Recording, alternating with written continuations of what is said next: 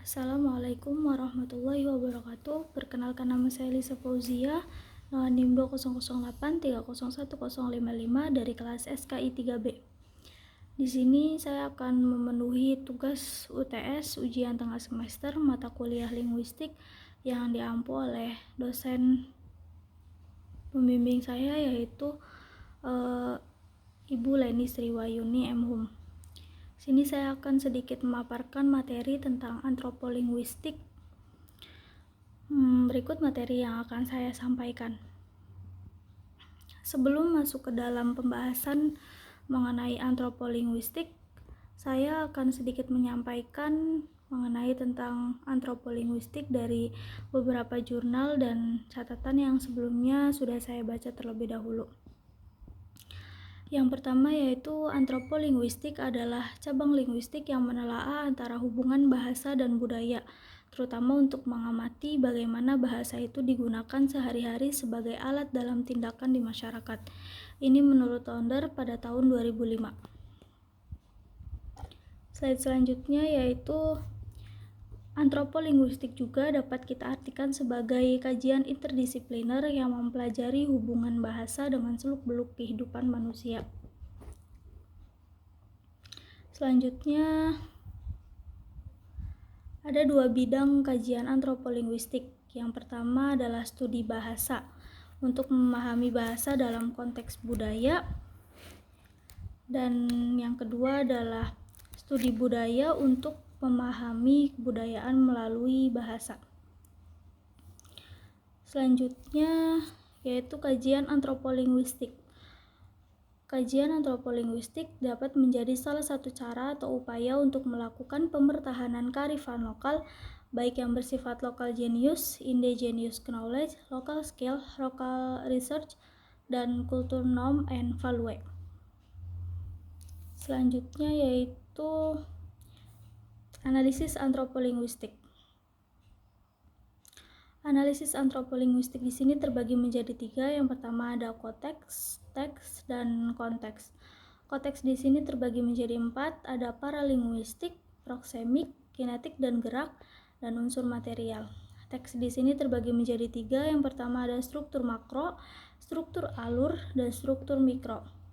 Yang ketiga, konteks ini terbagi menjadi 4. Yang pertama ada budaya, yang kedua ada sosial, yang ketiga ada situasi, dan yang terakhir ada ideologi. Masuk ke analisis antropolinguistik yang pertama yaitu konteks, yaitu paralinguistik. Paralinguistik di sini maksudnya yaitu aspek-aspek suara selain ujaran. Contohnya yaitu volume suara.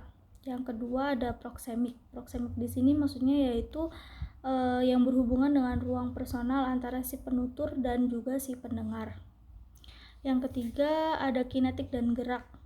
Kinetik dan gerak di sini yaitu untuk menganalisa, misalkan kita menganalisa suatu permainan tradisional, di mana ada unsur-unsur kinetik dan unsur-unsur gerak yang bisa kita amati. Misalkan, mengapa sih pada permainan engklek kita diharuskan mengangkat satu kaki? Nah, dari permainan engklek ini kita bisa mengamati unsur kinetik dan unsur geraknya. Dan yang terakhir adalah unsur material. Selanjutnya yaitu teks. Teks di sini terbagi menjadi 3. Yang pertama ada struktur makro, struktur alur, dan struktur mikro. Struktur makro di sini yaitu yang berhubungan dengan makna secara global. Misalkan ketika kita menemukan suatu pantun atau sebuah ungkapan, kita bisa memaknai terlebih dahulu apa sih maksud dari suatu pantun dan suatu ungkapan ini. Lalu ada struktur alur. Struktur alur di sini misalkan alur dalam proses peras dalam nasi. Nah, bagaimana alurnya ketika kita melakukan suatu proses peras nasi. Lalu yang terakhir ada struktur mikro. Struktur mikro di sini yaitu yang berhubungan dengan internal bahasa, seperti kata, bahasa, dan juga frasa. Yang terakhir yaitu konteks. Konteks di sini tadi sudah dijelaskan terbagi menjadi 4. Ada yang pertama ada budaya, yang kedua ada sosial, yang ketiga ada situasi, dan yang terakhir ada ideologi. Selanjutnya yaitu Ada tradisi lisan atau tradisi budaya sebagai sumber kearifan lokal yang memiliki ciri-ciri sebagai berikut. Ini menurut Cibarani tahun 2012. Yang pertama adalah bagian dari kegiatan budaya. Yang kedua memiliki konteks penggunaannya, yaitu konteks situasi, konteks sosial, konteks budaya, dan konteks ideologi. Yang ketiga yaitu dapat diamati atau dilihat. Yang keempat bersifat tradisional. Yang kelima diwariskan secara turun-temurun. Yang keenam mengandung nilai-nilai atau norma-norma budaya. Yang ketujuh memiliki versi-versi. Yang kedelapan milik bersama komunitas tertentu. Dan yang kesembilan atau yang terakhir itu berpotensi untuk direvitalisasi, dilestarikan, dan diangkat sebagai sumber industri budaya. Selanjutnya ada wujud tradisi lisan atau tradisi budaya yang dapat dikaji secara antropolinguistik. Yang pertama ada tradisi berkesusastraan, tradisi pertunjukan, tradisi ritual, dan tradisi teknologi. Masuk yang pertama yaitu ada tradisi berkesusastraan. Di sini seperti peribahasa, pantun, teka-teki, puisi, cerita rakyat, lagu tradisional, penamaan atau onomastika, yaitu seperti pada gelar bangsawan, desa, sungai, gunung, tumbuhan, dan lain sebagainya. Lalu yang kedua ada tradisi pertunjukan seperti kepercayaan rakyat, permainan tradisional anak-anak, tari teater, adat istiadat, dan pesta rakyat. Yang ketiga ada tradisi ritual seperti upacara kelahiran, upacara pernikahan, upacara kematian, siklus bercocok tanam, pengobatan tradisional, dan lain sebagainya.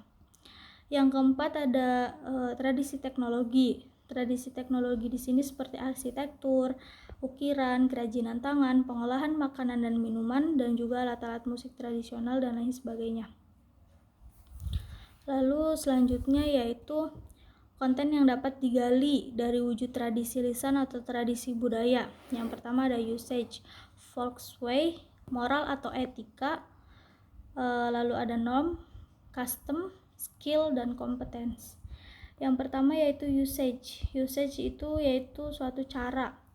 Misalkan bagaimana cara kita menanak nasi. Nah, itu kan pasti ada tata caranya. Lalu yang kedua ada volkswae. Volkswae di sini maksudnya adalah kebiasaan. Kebiasaan yang berkaitan dengan suatu masyarakat.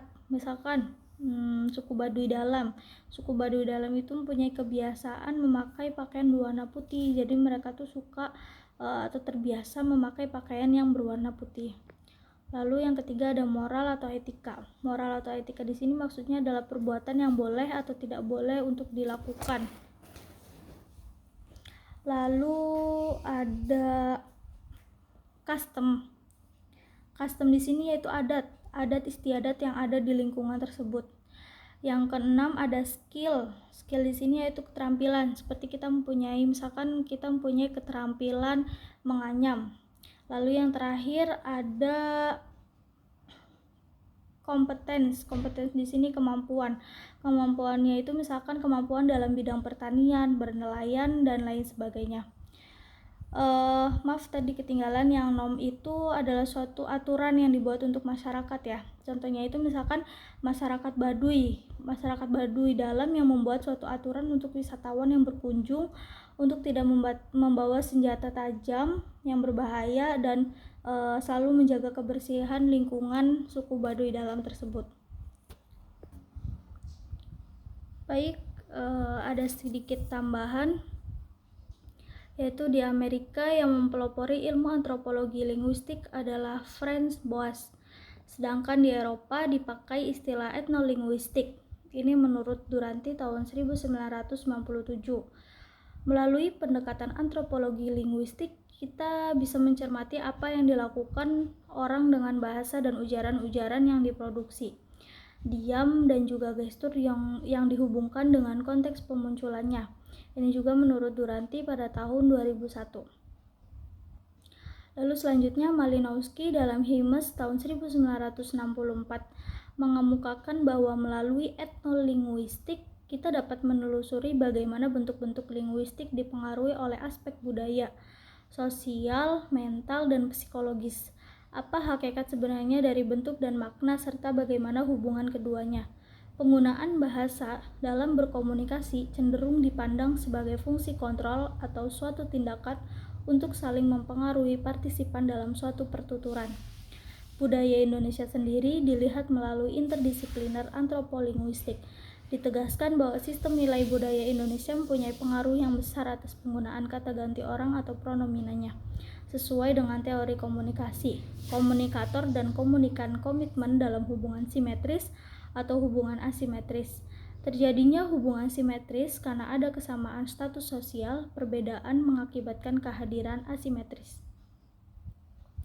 Selanjutnya yaitu menurut pengamatan Alessandro Duranti yang pendapatnya sudah saya sebutkan sebelumnya, ada 3 paradigma yang muncul selama sejarah perkembangan subdisiplin ini. Antara lain yang pertama yaitu linguistik antropologis yang berfokus pada dokumentasi dari bahasa. Yang kedua ada antropologi linguistik yang terlibat dalam studi teoretis dari penggunaan bahasa. Dan yang ketiga atau yang terakhir yaitu yang berkembang selama 2 atau 3 dekade terakhir, yang mempelajari pertanyaan-pertanyaan yang berhubungan dengan cabang antropologi lainnya menggunakan alat-alat wawancara linguistik. Meskipun muncul secara berurutan, ketiga paradigma ini masih aktif digunakan hingga saat ini.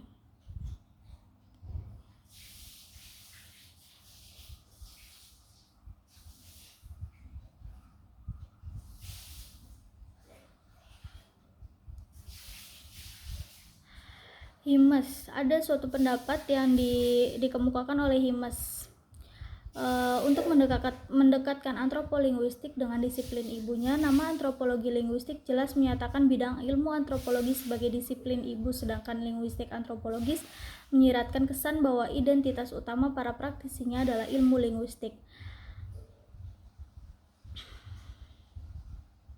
Nah, paradigma ketiga ini muncul sejak akhir tahun 1980-an. Kurang lebihnya mohon maaf. Wabillahi taufiq wal hidayah. Wassalamualaikum warahmatullahi wabarakatuh.